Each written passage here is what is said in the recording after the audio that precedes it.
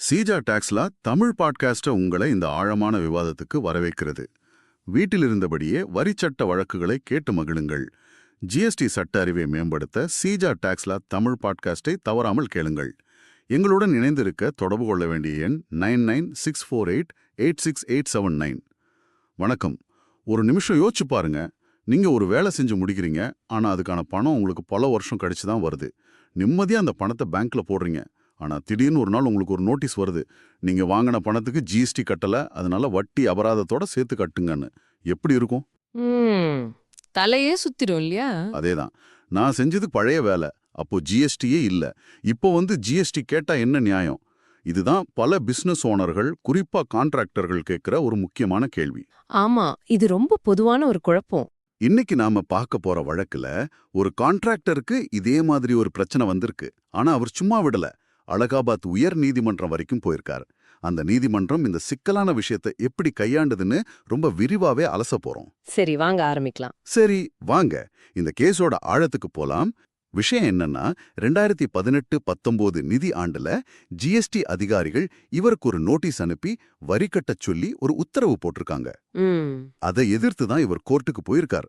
பிரச்சனை எங்க ஆரம்பிச்சதுன்னா, அவருடைய ஜிஎஸ்டிஆர் 3B ரிட்டர்னுக்கும் ஃபார்ம் 26ASக்கும் நடுவுல ஒரு பெரிய வித்தியாசம், ஒரு மிஸ்மேட்ச் இருந்திருக்கு. இத வச்சுதான் அதிகாரிகள் ஜிஎஸ்டி சட்டத்தோட பிரிவு 73 கீழே நடவடிக்கை எடுத்திருக்காங்க. ஆமா, இந்த ஜிஎஸ்டிஆர் 3B 26AS மிஸ்மேட்ச்ங்கிறது வரித்துறை அதிகாரிகள் கையில இருக்கிற ஒரு முக்கியமான ஆயுதம் மாதிரி. நிறைய வழக்குகளுக்கு இதுதான் தொடக்க புள்ளியா இருக்கு. ஒரு நிமிஷம், இத கொஞ்சம் எளிமையா சொல்லுங்களேன். ஜிஎஸ்டிஆர் 3Bக்கும் 26ASக்கும் மிஸ்மேட்ச்னா என்ன அர்த்தம்? நம்மள மாதிரி ஒரு சாதாரண பிசினஸ் பண்றவங்களுக்கு புரியுற மாதிரி சொன்னா சொல்றேன். ஜிஎஸ்டிஆர் 3Bங்கிறது நீங்க மாசம் நான் இவ்ளோ விற்பனை செஞ்சிருக்கேன், இதுக்கு இவ்ளோ ஜிஎஸ்டி கட்டுறேன்னு சொல்ற கணக்கு. சரி. ஃபார்ம் 26ASங்கிறது உங்களுக்கு யார் யாரெல்லாம் பணம் கொடுத்திருக்காங்க, அதுல டிடிஎஸ் புடிச்சிருக்காங்களான்னு வருமான வரித்துறை கிட்ட இருக்கிற டேட்டா. இந்த ரெண்டு கணக்கும் பொருந்தலன்னா சிஸ்டம்ல ரெட் சிக்னல் காட்டிடும். கரெக்ட். அப்போ அந்த கான்ட்ராக்டர் என்ன சொன்னார்? அவர் தரப்பு வாதம் என்னவா இருந்துச்சு? அவரோட வாதம் ரொம்ப நேரடியானது, தர்க்க ரீதியானது. அவரு சொன்னாரு, சார், 2018-19 என் பேங்க் அக்கவுண்ட்டுக்கு வந்த பணம் உண்மையா இருக்கலாம். ஆனா அந்த பணத்துக்கான வேலை அந்த வருஷம் நான் செஞ்சதில்ல. இது நான் உத்தரப்பிரதேச ஜல் நிகம் நிறுவனத்துக்காக 2015-16, 2016-17 செஞ்ச வேலைக்கான பாக்கி பணம்னு சொன்னார். அதாவது ஜிஎஸ்டி சட்டம் இந்தியாவுல வர்றதுக்கு முன்னாடி செஞ்ச வேலை. ஜூலை 2017 தானே ஜிஎஸ்டி வந்தது. அதேதான். அவர் வெறும் வாயால சொல்லல, அதுக்கான வலுவான ஆதாரங்களையும் கோர்ட்ல சமர்ப்பிச்சார். என்ன மாதிரி ஆதாரங்கள்? அவர் சொன்னார், அந்த பழைய வேலைகளுக்கு பணம் கொடுக்கும்போதே ஜல் நிகம் நிறுவனம் அப்போ நடைமுறையில இருந்த வேட், அதாவது விஏடி சட்டப்படி 4% வரிய டிடிஎஸ் மாதிரி பிடிச்சு அரசாங்கத்துக்கு கட்டிட்டாங்கன்னு சொன்னார். அப்போ ஒரே வேலைக்கு 2 தடவை வரியா? இதுதான் அவரோட வாதத்தோட மையமா? ஆமா, இது இரட்டை வரி விதிப்பு, அதாவது டபுள் டாக்ஸேஷன் என்கிற ஒரு முக்கியமான சட்ட பிரச்சனை. ஒரு வருமானத்துக்கு ஏற்கனவே ஒரு சட்டத்தின் கீழே வரி கட்டணத்துக்கு அப்புறம் அதே வருமானத்துக்கு இன்னொரு புது சட்டத்தின் கீழே வரி கேட்கறது சட்டப்படி செல்லாது. மிகச்சரி. இத நிரூபிக்க ஜல் நிகம் கொடுத்த வாட் பிடித்தம் செய்யப்பட்டதற்கான சான்றிதழையும் அவர் கோர்ட்ல தாக்கல் செஞ்சார். இது வெறும் பழைய பேப்பர்னு நினைக்க கூடாது. இந்த ஆவணம் தான் இந்த பரிவர்த்தனைய ஜிஎஸ்டி காலத்துக்கு வராம பழைய வாட் காலத்திலேயே நிறுத்தி வைக்குது. அருமையான உவமை. அதுதான் உண்மை. அந்த சான்றிதழ்கள் தான் இந்த வழக்கின் கதாநாயகர்கள். அதோட அவர் இன்னொரு மிக முக்கியமான சட்ட வாதத்தையும் முன்வைத்தார். அது என்ன? அதிகார வரம்பு, அதாவது ஜூரிஸ்டிக்ஷன். ஜிஎஸ்டி சட்டம் அமலுக்கு வர்றதுக்கு முன்னாடி நடந்த ஒரு பரிவர்த்தனைய ஜிஎஸ்டி அதிகாரிகளால விசாரிக்க முடியுமா? இது அவங்களோட அதிகார வரம்பை மீறின செயல் இல்லையா? இதுதான் அவரோட மிக வலிமையான வாதம். கேட்கவே ரொம்ப நியாயமா இருக்கு. ஆனா ஆபீசர்ஸ் பார்வையில பார்த்தா அவங்க செய்யறதும் சரிதானே. அவங்க சிஸ்டம்ல ஒரு தப்பு காட்டுது, அதை விசாரிக்காம எப்படி விட முடியும்? ஒருவேளை இது உண்மையிலேயே வரி ஏய்ப்பா இருந்தா என்ன பண்றது? அவங்க என்ன பதில் சொன்னாங்க? நல்ல கேள்வி. இதுதான் இந்த வழக்குல இருக்கிற சுவாரஸ்யமான முரண்பாடு. வரித்துறை அதிகாரிகள் அவங்க நடைமுறைகள்ல ரொம்ப உறுதியா இருந்தாங்க. அவங்க என்ன சொன்னாங்க? அவங்க சொன்னது, எங்களுக்கு சிஸ்டம்ல ஜிஎஸ்டிஆர் 3Bக்கும் 26ASக்கும் வித்தியாசம் தெரியுது. அதனால விசாரணை நடத்துறது எங்க கடமை. அந்த பணம் வாட் காலத்தை சேர்ந்ததுன்னு மனுதாரர் சொல்றார். ஆனா அதுக்கு அவர் கொடுத்திருக்கிற ஆதாரம் போதாதுன்னு சொன்னாங்க. ஏன் போதாது? ஜல்நிகாம் கொடுத்த வாட் சர்டிபிகேட்டே ஒரு அரசாங்க ஆதாரம் தானே, அதையே அவங்க ஏத்துக்கல? இங்கதான் நடைமுறை சிக்கல் வருது. அதிகாரிகளை பொறுத்தவரை அவங்க ஒரு சிஸ்டம் மூலமா வேலை செய்றாங்க. அந்த சிஸ்டம் இந்த மாதிரி பழைய சட்டங்களோட நுணுக்கங்களை பார்க்காது. தெரிஞ்சதெல்லாம் எண்கள் தான். ஆமா, வரவு இவ்ளோ, நீங்க காட்டினது இவ்ளோ, வித்தியாசம் இவ்ளோ, வரி கட்டுங்க, இதுதான் அவங்க லாஜிக். ஜல் நிகம் கொடுத்த சான்றிதழ் ஒரு நல்ல ஆதாரம்தான். ஆனா அது மட்டுமே இந்த வழக்க முடிக்க போதுமானது இல்லைன்னு அவங்க நினைச்சாங்க. இது ஒரு முக்கியமான கேள்வியை எழுப்புது. இது மாதிரி வரி மாற்றம் நடக்கிற காலங்கள்ல போதுமான ஆதாரம்னு எது ஏத்துக்கிறது? கரெக்ட். ஒரு சான்றிதழ் போதுமா, இல்ல முழு பணி ஒப்பந்தம், பேங்க் ஸ்டேட்மெண்ட்னு எல்லாத்தையும் காட்டணுமாங்கிற குழப்பம் இருக்கு. சரி, இப்ப நம்மகிட்ட ரெண்டு பக்கமும் இருக்கு. ஒரு பக்கம் கான்ட்ராக்டர் வச்சிருக்கிற பழைய ஆதாரங்கள், பழைய சட்டங்கள். இன்னொரு பக்கம் வரித்துறையோட லேட்டஸ்ட் டேட்டா, புது ஜிஎஸ்டி சட்டம். இந்த ரெண்டுல எது ஜெயிக்கும்னு நீதிமன்றம் முடிவு பண்ணணும். அலகாபாத் உயர்நீதிமன்றம் இந்த முடிச்ச எப்படி அவிழ்த்தது? நீதிமன்றம் இந்த விஷயத்தை ரொம்ப ஆழமா அடிப்படையிலிருந்து பார்த்துச்சு. அவங்க வெறும் ஜிஎஸ்டிஆர் 3B 26AS எண்களை மட்டும் பார்க்கல. அப்போ என்ன பார்த்தாங்க? அந்த எண்களுக்கு பின்னாடி இருக்கிற கதையை தேடி போனாங்க. இந்த பொருத்தமின்மைக்கான மூல காரணம் என்னன்னு ஆய்வு செஞ்சாங்க.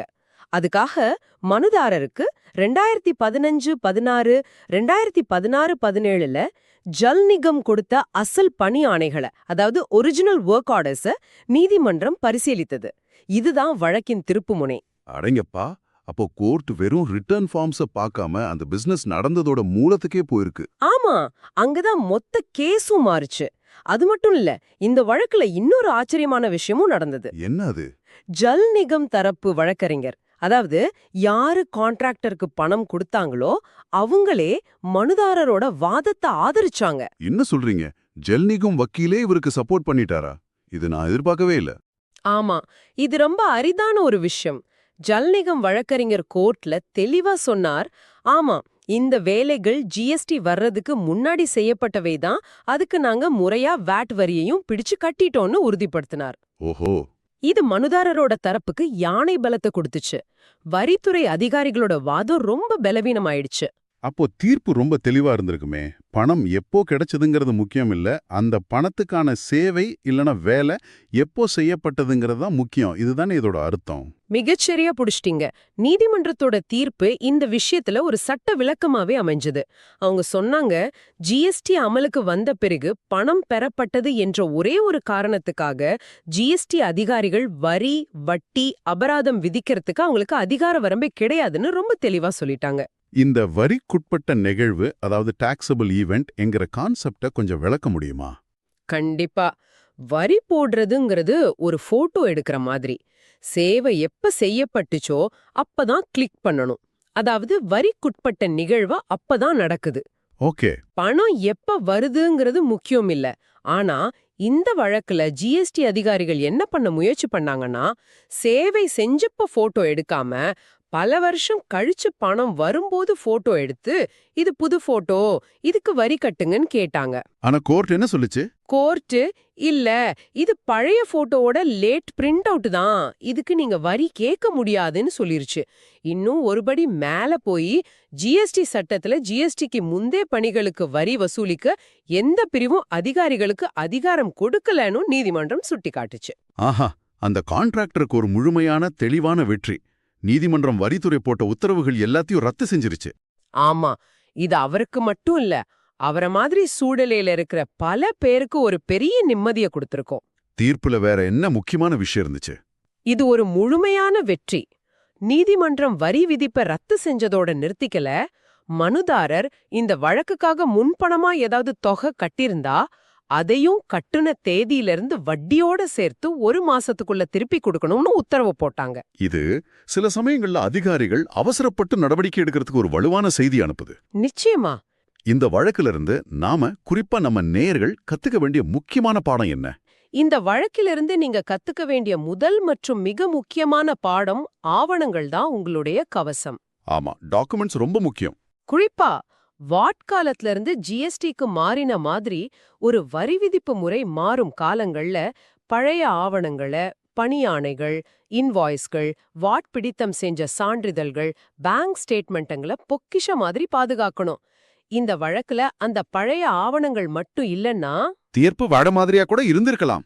ஆவணங்கள் சரியா இருந்தா நீதிமன்றத்துல நம்ம தரப்பு வாதம் ரொம்ப வலுவா இருக்கும். கரெக்ட். இரண்டாவது பாடம், சட்டத்தின் அடிப்படை நுணுக்கங்களை புரிஞ்சுக்கணும். பணம் வந்தா வரி கட்டணுங்கிறது பொதுவான விதி. ஆனா எந்த சட்டத்தின் கீழங்கிறது தான் இங்க கேள்வி. சேவை நடந்த காலத்துல என்ன சட்டம் இருந்துச்சோ அதுதான் பொருந்தும். இந்த அடிப்படைய புரிஞ்சுகிட்டாலே பல பிரச்சனைகளை தவிர்க்கலாம். இந்த வழக்கு ஒரு கடந்த கால பிரச்சனைக்கு நல்ல தீர்வே கொடுத்திருக்கு. ஆனா இது எதிர்காலத்தை பத்தியும் ஒரு சிந்தனையை தூண்டுது இல்லையா? ஆமா, இன்னைக்கு பிசினஸ் உலகம் மாறிட்டே இருக்கு. மாசம் பணம் கட்டுற சப்ஸ்கிரிப்ஷன் பேஸ்ட் சர்வீசஸ், பல வருஷங்கள் நீடிக்கிற பெரிய ப்ராஜெக்ட்கள்னு நிறைய வந்துருச்சு. ஒரு ப்ராஜெக்ட் ஆரம்பிக்கும் போது ஒரு வரி சட்டம் இருக்கலாம், அது முடியும் போது வேறொரு வரி சீர்திருத்தம் வந்திருக்கலாம்.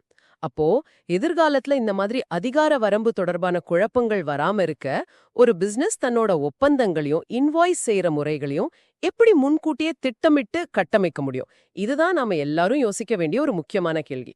இது சீஜா டாக்ஸ்லா தமிழ் பாட்காஸ்ட், உங்கள் GST legal learning partner. GST சட்டம் பேசும் உங்கள் தோழன் எங்களுடன் இணைந்திருக்க தொடர்பு கொள்ள வேண்டிய எண் 9964886879.